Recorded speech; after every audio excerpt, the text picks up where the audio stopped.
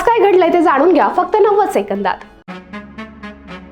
नरेंद्र मोदींचा उद्या मुंबई दौरा, दुपारी 2:30 वाजता गेटवे ऑफ इंडिया जवळ कार्यक्रम। दक्षिण मुंबईतील अनेक मार्ग राहणार बंद।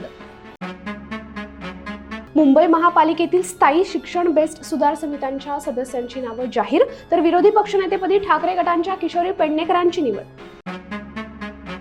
अजितदादांच्या निधनाच्या दिवशीच मंत्रालयात फाईलवर सह्या, राज्यभरातून संताप होताच मुख्यमंत्र्यांकडून स्थगित। नांदेडमधील माजी आमदार शंकरराव धोंडगे यांचा शिवसेनेत प्रवेश, शेतकरी नेत्याचं एकनाथ शिंदेंकडून कौतुक।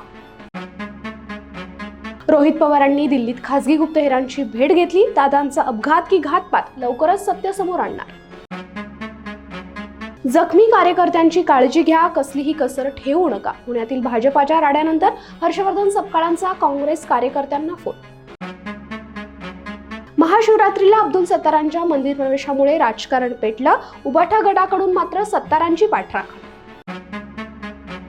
मंत्रालय लाच प्रकरणात महत्त्वाची अपडेट, राजेंद्र डेरिंगेच्या घरी एसबीची धाड, इकडे नरहरी झिरवळांच्या हालचालींना वेग। आणि राज्यातील ग्रामपंचायती शुक्रवारी राहणार बंद, अखिल भारतीय सरपंच परिषदेचा एल्गार। अशाच महत्त्वपूर्ण माहितीसाठी वखर लाईव्हला सबस्क्राईब करा।